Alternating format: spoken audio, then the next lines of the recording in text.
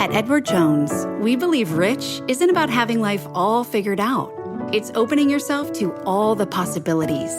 That's why your dedicated financial advisor provides long-term planning built around you, meeting you where you are, and helping you get closer to where you want to be. So no matter where you're starting from, you can move forward with confidence. The key to being rich is knowing what counts. Let's find your rich. Edward Jones, member SIPC. Freakonomics Radio is sponsored by Southern New Hampshire University. The best investments are the ones you make in yourself, and no one knows that better than Southern New Hampshire University. With more than 200 online degree programs, no set class times, and low online tuition, Southern New Hampshire University is built to fit your life today and set you up for success tomorrow. Education is an investment. Why not make it a smart one? Apply for free at snhu.edu/Freakonomics. Freakonomics Radio is sponsored by Amica. You know what they say, if you want to go fast, go alone. If you want to go far, go together. So go with Amica and get coverage from a mutual insurer that's built for their customers, one that looks after what's important to you together. Auto, home, life, and more, coverage that fits your unique needs. Amica helps you protect what matters most. Visit amica.com and get a quote today.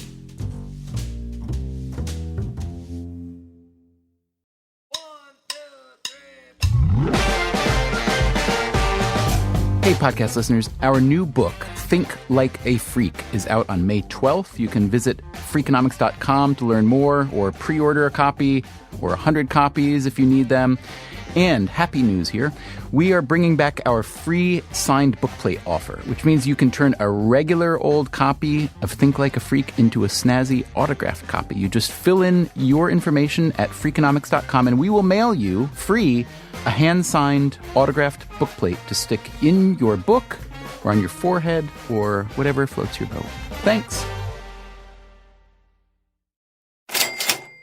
Oh, you know I love animals, and I particularly love giraffes. That's Steve Levitt, my Freakonomics friend and co-author. He's a giraffe-loving economist at the University of Chicago. One of the high points of my life was when a giraffe stuck his 3-foot-long tongue out and licked me all over the face. Really? Where did that happen? Was that in a private setting or in a zoo? In Wisconsin Dells, of all places. You can do anything in Wisconsin Dells. And what was your response to that? Did you just fall in love with him? It was crazy. I mean, the tongue was amazing. Any idea why he chose you? Because I had a bunch of food, which I had purchased in order to get him to do that. So you already loved giraffes by the time that happened? Absolutely. So how would you have felt then if 5 minutes after that incredibly intense, intimate bonding moment, the zookeeper had come up and taken this giraffe and put a bullet in its head in front of your eyes and your kid's eyes? I would have felt outraged.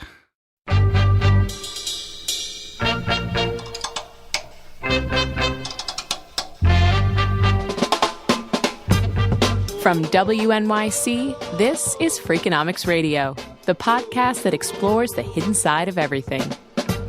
Here's your host, Stephen Dubner.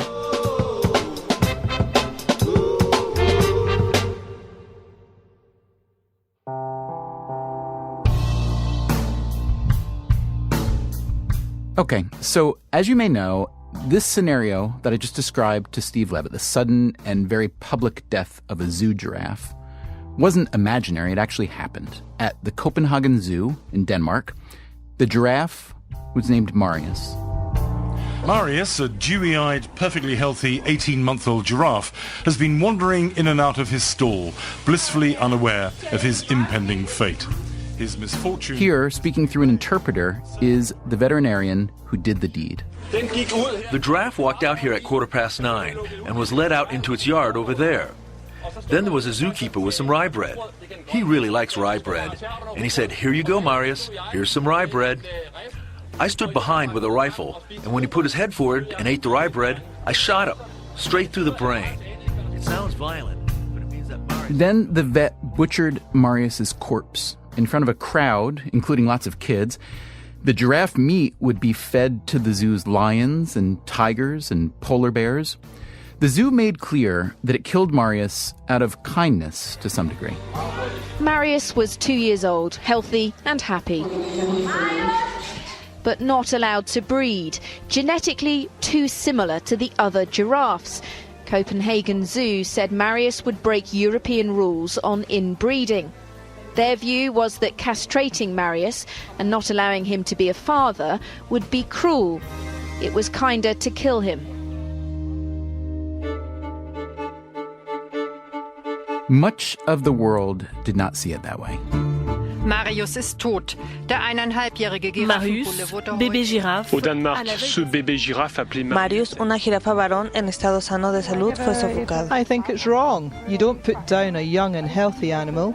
I know life is a cycle and lions don't eat porridge. I know that. So outrage has escalated to death threats. That's right, death threats against some of the staff at the Copenhagen Zoo. It's not hard to understand why so many people were so upset by the public assassination of a zoo giraffe. Steve Levitt, who gets outraged at almost nothing, admits that even he would have felt outraged. So you'd think that if we can exhibit so much emotion and empathy over the fate of one animal, like Marius, we'd surely exhibit even more emotion and empathy over the fate of hundreds of thousands of the human animal. Wouldn't you? Okay. Ami? Yeah, hi, Steve. How are you? I'm great. How are you? I'm really good, thanks. Emil Hirsch is senior rabbi at the Stephen Wise Free Synagogue in New York City. He's a friend of mine. The Stephen Wise congregation has a long tradition of being on the right side of history when it comes to human rights and civil rights. We are speaking today because of a sermon I heard you give about, I believe it was called Obligations and Deeds, but really the passage in particular that really struck me was the passage about the giraffe. So I'm wondering if you wouldn't mind just reading or paraphrasing that brief part of the sermon for me. Sure. It struck me because if you recall that week, there was saturation coverage of a Danish zoo that killed a giraffe in front of dozens of school children and fed it to the lions. And it struck me that that received so much attention and so much publicity. Not that I'm in favor of killing giraffes in general or killing any animals, let alone in front of children. But it was at the time when there was such savagery around the world. In particular, hundreds of people on that week were butchered in Syria. And there was such little coverage about that event and so much coverage about the killing of one giraffe. That it simply struck me that that probably says something about how we think and about the nature of our society. So what does it say about us, whether the us is modern humans or just humans throughout time, that we can get so upset over things with such relatively low stakes? I mean, look, a giraffe, I feel bad for the giraffe too, but it's one giraffe in Copenhagen. So we can get upset over something like that, but we don't get very upset, I think most of us would agree, over a lot of real human suffering. The example you cite, the Syrian civil war. What does that say? It says we still have a lot of work to do. Now, we do that work by laws and by expectations and by obligations, by enormous education from the very beginning. We tap into something that on its face is good in the human character, which is compassion for animals. By the way, I would add parenthetically that Judaism has an enormous school of thought and enormous teachings about the importance of being kind and compassionate to animals. But we also need to teach ourselves and our children priorities. You know, we need to establish priorities. That's something that religion, too, is quite preoccupied with. That is, how do you decide what to do? Not that there is black and white, good and evil that is completely clear, which is self-evident, but when there are competing goods or competing aims, how do you rank the good of not killing a giraffe in front of, several dozen school children, with not killing several dozen school children in some war-torn country? That's really where we need to put our emphasis, and that's hard. That's hard thinking, that's hard decision-making, That's hard teaching, and it requires us to make decisions on competing values. I wonder, as I hear you say that, I wonder if somehow we might choose to exercise outrage over something like, a giraffe being killed in front of children more than children themselves being killed in Syria. In the Syrian civil war, I think something like nearly 8,000 children are among the victims in that war. I wonder if partly we get outraged over the giraffe more because the human suffering is just too difficult for us, that it's too existentially painful. That might be. First of all, we are able to sympathize and empathize with people and with creatures who are in front of us. I walk across Central Park every day and on the way to work, and there are, of course, dozens and dozens of dog owners walking their dogs, and I notice that people treat their pets with enormous sensitivity. Very often I see cases in the park where they treat animals with much greater sensitivity and compassion that they treat human beings.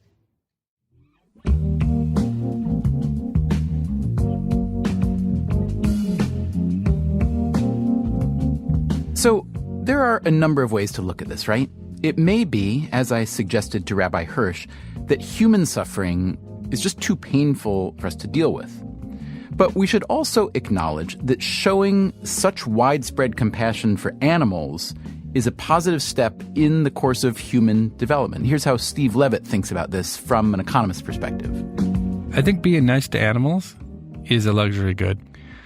I remember when I first went to China 14 years ago to adopt my daughter, and we went to an open-air market, and the animals they had to eat and the circumstances of these animals was just, to a Westerner, was outrageous. I mean, just they would eat anything seemingly, and the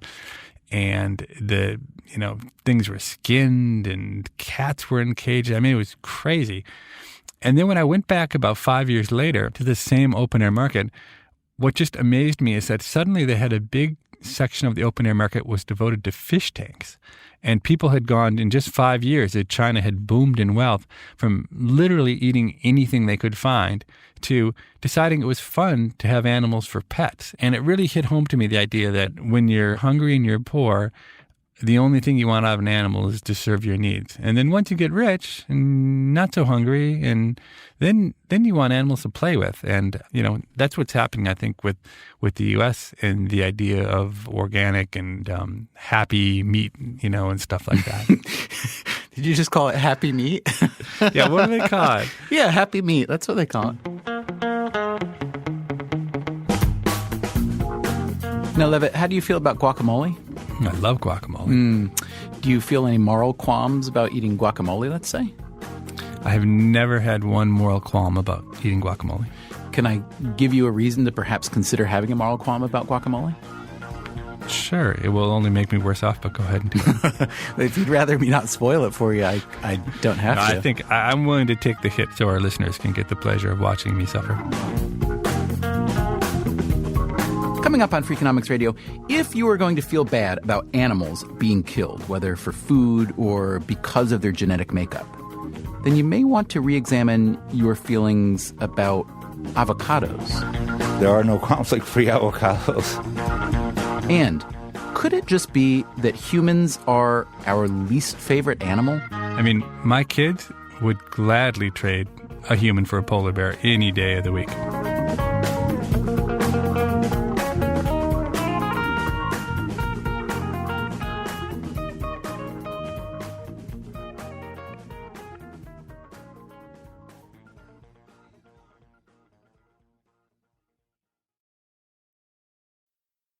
Freakonomics Radio is sponsored by Figure. Did you know that 40% of homeowners own their home outright?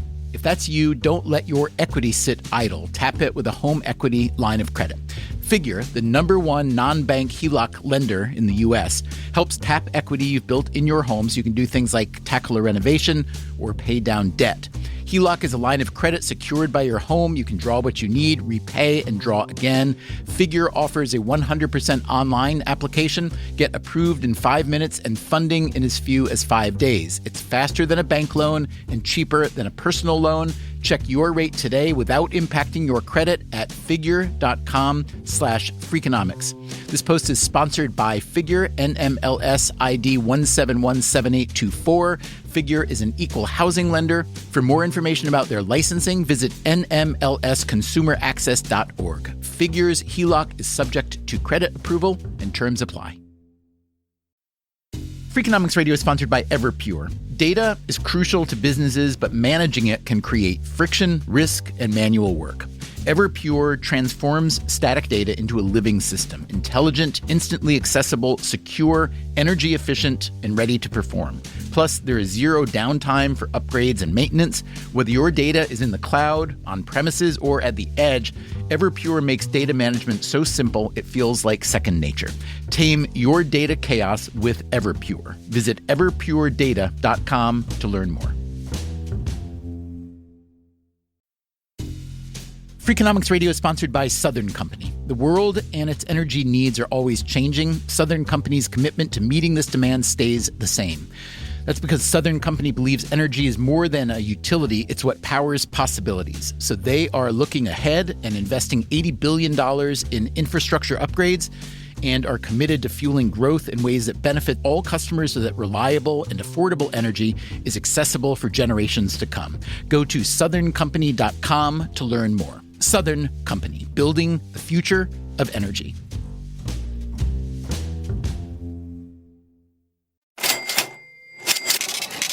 From WNYC, this is Freakonomics Radio. Here's your host, Stephen Dubner.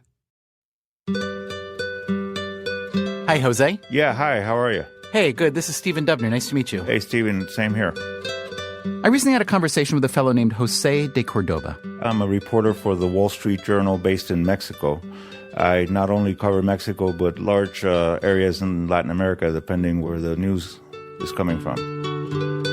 A few months back, de Cordoba wrote an article in the Wall Street Journal that, for whatever reason, did not provoke the kind of outrage that accompanied the killing of Marius the giraffe. But after hearing his story, you may wonder why it didn't.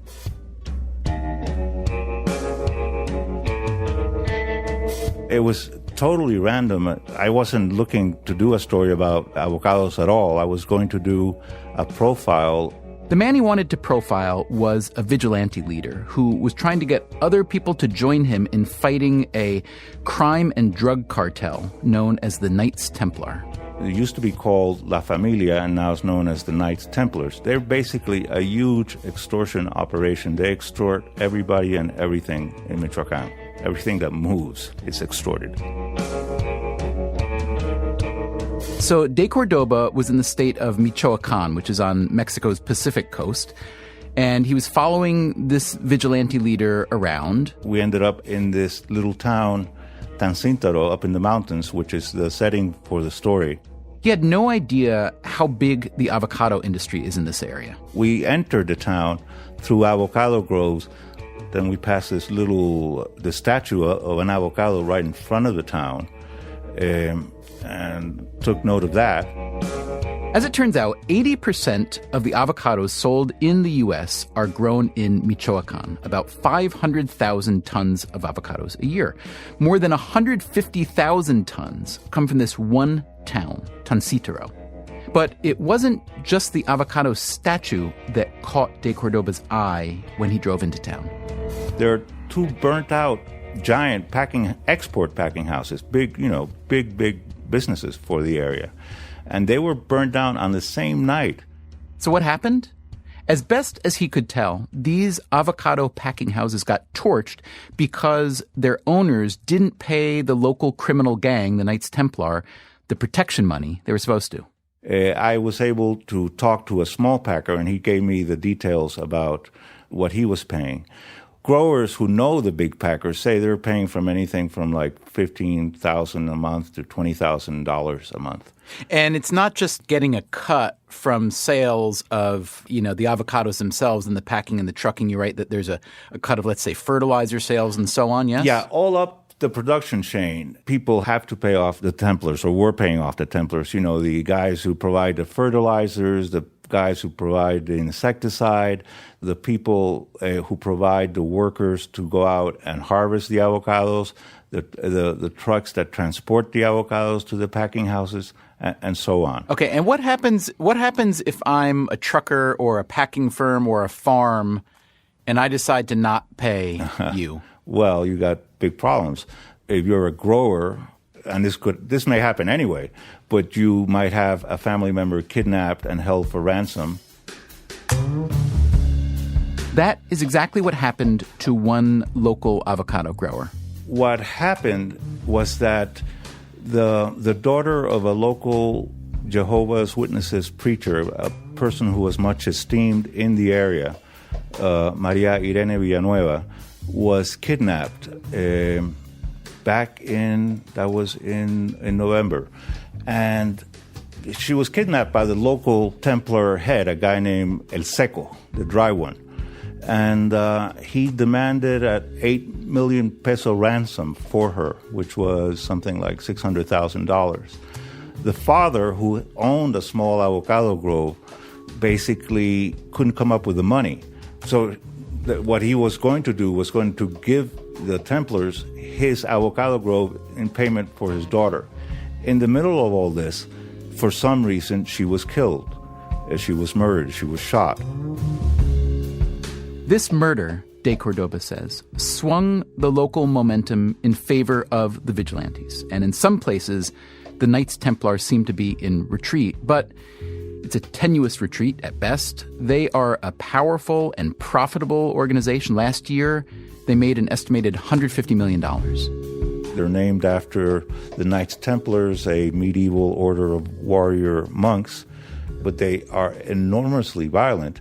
And what has happened is that their main source of income was trafficking marijuana, meth, and cocaine. But they have branched out, and now I think by far they get much more income from all their different extortion rackets, which go from extorting avocados to extorting iron ore mines to extorting forest products. But they extort also everybody. So like if you are from a national pharmacy chain and you want to open up a pharmacy in some town in Michoacán, you're going to have to pay a payment there. The tortilla makers pay extortion to these guys. Everybody does.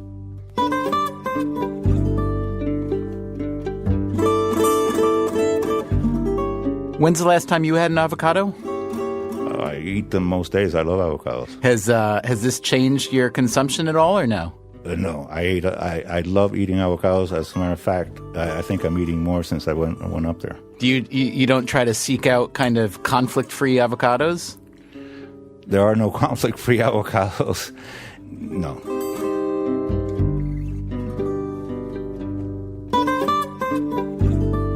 So, if you live in the U.S. and you eat avocados or mangoes or limes or other produce that comes from Mexico, there's a pretty good chance that some of the money you paid supports a violent criminal gang. So that guacamole you're eating? Made from blood avocados. Where is the outrage over that? If we're going to shed a tear over Marius the giraffe, how about we do the same for Maria Arena Villanueva, the preacher's daughter, who was allegedly murdered by the Mexican gang because her father didn't pay his avocado protection money. The animal rights movement has gained a lot of strength in recent years. Most of us would agree that's a good thing. Some people have given up eating animals entirely to honor that movement. But the closer you look at what we eat and what we consume more generally, the more confusing the moral calculus becomes. So should we stop eating avocados and mangoes and limes too? Jose de Cordoba, the Wall Street Journal reporter in Mexico, he doesn't think so. If you do that, you're going to be, throwing a hell of a lot of people out of business in Mexico. And they, that's about the only business that in that area that is, the one and only business. I really do think it's a Mexican problem. I don't think the U.S. consumer should have to carry the weight of Mexico's blood avocados on their shoulders or whatever. Mexico has to get its act together in terms of of justice in terms of being a state of law, you know? You can't allow these guys to run around and do this extortion. I really think of the market as somehow getting me out of any moral obligation. That's Steve Levitt again. I mean, when I go to the store, if the grocery store wants to sell me meat at some price, then the world's too complicated, I think, for me to try to figure out every transaction along the way and whether it was fair and whether it was fair to the people or the animals. And so I just figure that's the problem someone else has got to work out, the government or the producers or the ethicists. They figure out what's right and wrong. And then I feel like if I'm doing a market transaction, I don't really need necessarily to feel any guilt about it. All right, so let me ask you this. Person A, not you, not me. Person A walks into a restaurant and has a choice between eating, let's say, some chicken that has been raised and slaughtered in a traditional manner, meaning it's not happy meat, right? It hasn't had the most wonderful chicken life ever. Have a choice between eating the chicken that may have suffered or the guacamole made from the avocados, which have an extortion tax built in, some of which money went to criminals who may have tortured, killed, kidnapped, raped the people associated with growing avocados. What's a person to do? Well, my basic answer, which is a horrible answer, which people will hate, is that any individual person can't really do anything. And if you love guacamole... It's not what Gandhi said. I mean, it's tough. I mean, obviously, there is a pull and there's maybe a warmth and a goodness that comes from saying, having learned this, I will never eat avocados again. Having learned about the way chickens are raised, I will not eat chickens. But there's a pragmatism that comes with trying to live your life. And is it really true that anything will change in the avocado region if I stop eating guacamole? Well, no. So it's one of those things where you can take an action because it matters, because it actually affects outcomes and other people's lives and prices and how many avocados are made. Or you can make an action because it's the right thing to do and because it feels good to do the right thing and because it's important to do the right thing. But I think it helps to be able to separate those two in your mind. I think people who do the right thing a lot, they get confused and they think that by doing the right thing, like not eating avocados, people get the idea that somehow they're making the world a better place. But they're really not. You know, to the first order, what they're doing is they're making themselves feel good and they're not affecting what I would call, say, the equilibrium. But that's great. That's fine. But I think it's important when you make sacrifices to understand what your sacrifice actually accomplishes and what it fails to accomplish. That's a good way of putting it. So it strikes me that we humans are pretty good at selective outrage. We get really distraught about one type of offense. Maybe it's a moral offense. Whereas another one that may be very similar and maybe even be much larger and more egregious, we don't get upset about just because of the nature of what that offense is. So as a friend pointed out, when this giraffe was murdered in cold blood in this Copenhagen zoo, the world was aghast. And yet at the very same time, in Syria and many other places, there was horrible violence against humans happening that the world didn't care about at all. So is this just a function of the way we filter information and get a little bit and act on what we hear and that's just the way it is? Or does it say something about our kind of appetite to get upset about things where the stakes kind of are lower? I mean, really, you know, one dead giraffe in a zoo really doesn't affect any of us, whereas tens or hundreds of thousands of people in some country being tormented, the stakes are very high, and yet we don't seem to be able to do anything about that either. Yeah, I think what it really tells us is about the power of a good story. And Marius is an amazing story. It's got all the elements that make stories exciting and good and moral and telling. And Syria isn't. Syria is a mess. You know, who knows what's going on in Syria? And indeed, I think a story about a single Syrian person is 1,000 times more powerful than a story about 1,000 Syrian people dying. And that to me, ultimately, I mean, it's one of the things we talk a lot about in our new book is the power of storytelling.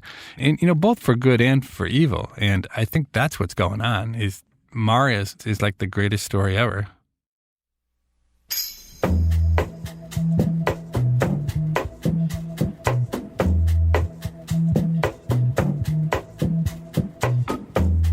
Maybe that's all it is. Maybe Marius caught the world's attention just because it was a particularly gripping story. But it could also be that as much as we humans talk the talk about caring for our fellow humans, when it's time to walk the walk, we actually prefer non-human animals. The kind of animal that doesn't talk and so can't say something we might disagree with. The kind of animal that hasn't made some sort of stupid or malicious decision that we morally object to. The kind of animal that we learn to love so much that not only do we never want to eat it, but we do anything we can to save its life. It's funny, and I learned this from my kids, but really people, unless you press them, their natural reaction is to like animals better than other people. And you can see it with polar bears, right? The most effective thing that the climate change people have ever done is to show polar bears floating on little ice blocks in the Arctic Ocean. I mean, my kids would gladly trade a human for a polar bear any day of the week. Levitt, a listener named Rebecca Pierce wrote in with a scenario. Okay, it's a question you have to answer. You're standing alone in the Arctic with a gun, which sounds like a place I could imagine Levitt being. Suddenly, you're attacked by a polar bear, the absolute last one left on Earth. Do you kill it or yourself? Who sent us this question? Her name is Rebecca Pierce. She's a university student in London. Okay, Rebecca, let me just say this. If there's only one polar bear left, that means there aren't going to be any polar bears in the future.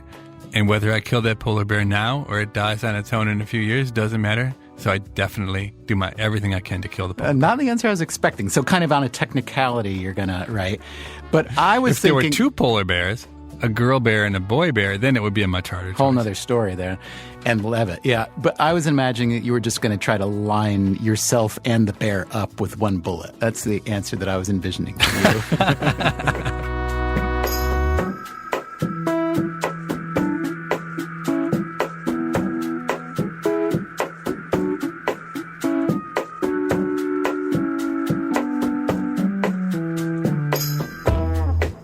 Hey, podcast listeners, on the next Freakonomics Radio, if I wanted to commit the perfect murder, not get punished at all, how would I do it? Yeah, it'd probably be a pretty good way to do it, I suppose, without getting caught.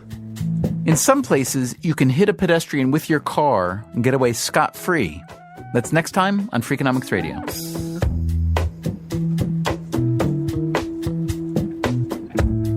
Freakonomics Radio is produced by WNYC and Dubner Productions. Our staff includes David Herman, Greg Rosalski, Greta Cohn, Beret Lamb, Shruti Pinamaneni, Susie Lechtenberg, and Chris Bannon. If you want more Freakonomics Radio, you can subscribe to our podcast on iTunes or go to Freakonomics.com, where you'll find lots of radio, a blog, the books, and more.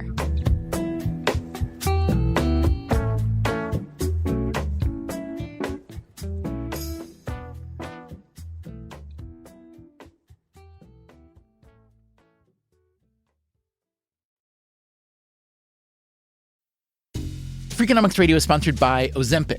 Innovation happens through rethinking what's possible, and when it comes to GLP-1s, Ozempic pill does just that. Learn more about Ozempic semaglutide tablets, 4 and 9 milligrams, by calling 1-833-OZEMPIC or visit Ozempic.com to view the medication guide and ask your doctor what's possible with FDA-approved Ozempic pill. Hi, I'm Angie Hicks, co-founder of Angie. One thing I've learned is that you buy a house, but you make it a home. For decades, Angie's helped millions of homeowners hire skilled pros for the projects that matter. Angie, the one you trust to find the ones you trust. Find a pro for your project at Angie.com. breathe in. Feel the sense of calm that comes from having up to $300 in overdraft protection with GoToBank. Now... Did you say $300? Yes. Now, back to our breathing. So if I overspend my balance, GoToBank has my back up to $300? Yes. Can we breathe out now? Less worries, more zen, with over $300 in overdraft protection. Tap to open an account today. Eligible direct deposits and opt-in required for overdraft protection. Fees, terms, and conditions apply.